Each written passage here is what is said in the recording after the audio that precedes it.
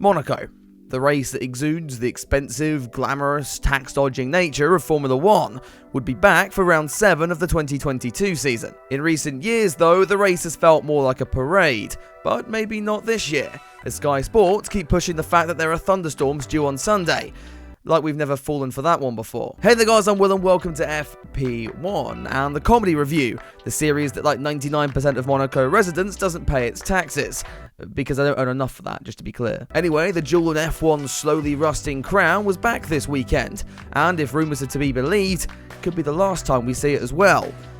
But probably won't be. Before we get into things, if you end up enjoying the video, don't forget to subscribe. But now let's get into the Comedy Review for the Monaco Grand Prix. We are a fucking bunch of wankos.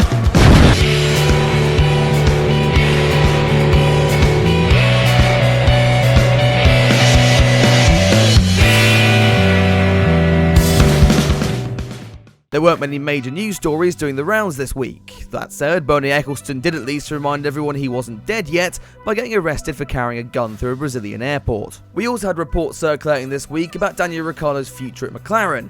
However, for the sake of my mental health, I'm just going to ignore these for the remainder of the video. With not much else to go over, let's jump into first practice. And clearly there was something going on down at turn 1, since all the drivers seemed really interested in the runoff over there this weekend. But for once, the king of going off track, Carlos Sainz, kept it out of the escape road, as instead it was his teammate and homeboy Charles Leclerc who locked his brakes early in the session. The Monegasque will be trying his best to finally break his Monaco curse this weekend, which I covered in a separate video earlier this week.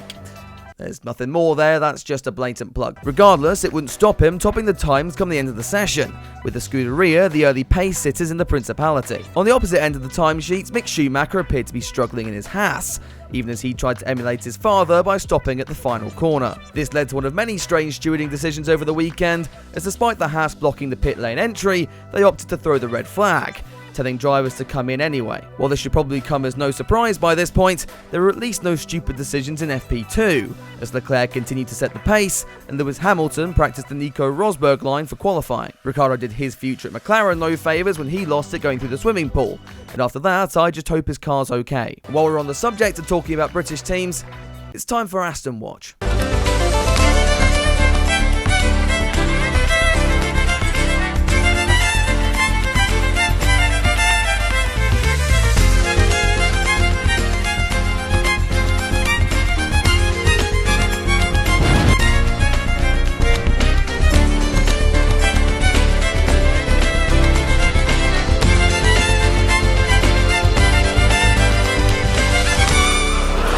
What are we doing?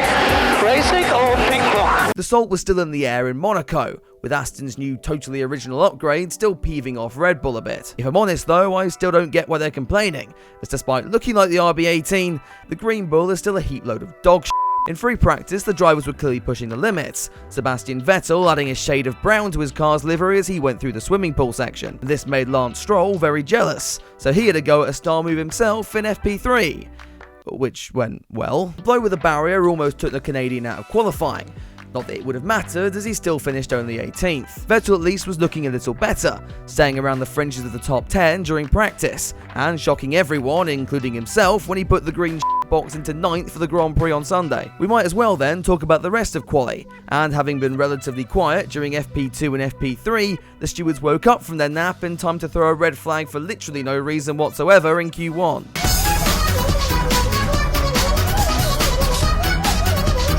Guess they really just like that meme, don't they? The first part of qualifying was able to restart with just over 2 minutes left on the clock, but since the drivers all wanted their own little piece of Monaco to themselves, the likes of Zhou and Gasly didn't make the start line in time, dropping out of the most important quali session of the year. Q2 was the depression session for the likes of me and my fellow Ricciardo stans, as the Aussie finished down in 14th, so Q3, let's talk about that. Leclerc was quickest in the initial runs as he had been all weekend, but the biggest shock was Sergio Perez outpacing Max Verstappen, resulting in a temper tantrum from the Dutchman afterwards. We would have got second runs to look forward to, however the 10 remaining drivers instead decided to act like f***ing lunatics. Perez was so keen to keep third on the grid, he lost it on cold tyres at Portier, with Carlos Sainz forgetting how he hadn't crashed yet this weekend and giving the Red Bull team a little bit more work to do. At the same time, Fernando Alonso started showing the early signs of dementia as he straight-lined at Mirabeau, giving race directors finally a legitimate reason to throw a red flag and end the session early. That posed us with a very exciting race situation on Sunday,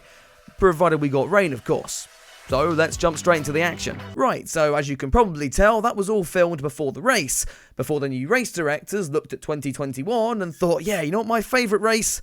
Belgium, yes. Let's do that again. Rain did start to fall as we approached lights out, but the new stewarding team thought it would be better to wait till monsoon conditions hit the track before sending all the drivers out. And if that sounds like it makes no f***ing sense, no, it doesn't. 1 hour later, we got going again, and F1's favourite Canadians both clipped the barriers before the safety car even came in. Anyway, 1 hour and 9 minutes after we should have gone racing, Charles Leclerc led the field away for a rolling start, with 0 overtakes on the first lap.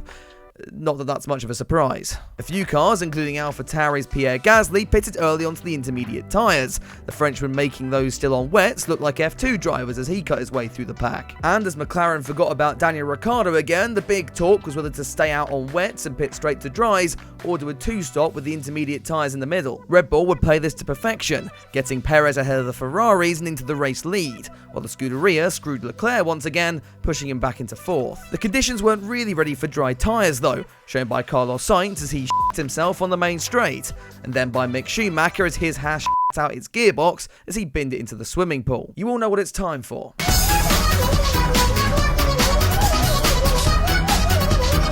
When we got going again, Red Bull opted to put their cars onto fresh mediums, with Ferrari staying out on their hards, as the race went down to time. And what an end to the Grand Prix we had, with the top four streaming away and catching up to a train of backmarkers led by Alonso and Hamilton. Lewis had been having a bit of a hard time with the Alpines, barging with Ocon before the red flag and now stuck behind his teammate, as Nando hopped back into his McLaren Honda for the second half of the race. Sainz though was closing on Perez in the lead and had some opportunities as the Mexican slaughtered his medium tyres, though at this point we've got to remember that this is Monaco, and overtaking's not allowed. So then, 3 hours after the race should have started, Sergio Perez took his first race win of the season, with Sainz and Verstappen making up the podium, and pole sitter Charles Leclerc finally finishing his first Monaco Grand Prix, but still not very happy. Now, I've seen some mixed opinions about this one, but personally I thought the race had everything. It's a shame the rain never returned, but for a Monaco Grand Prix I absolutely love that.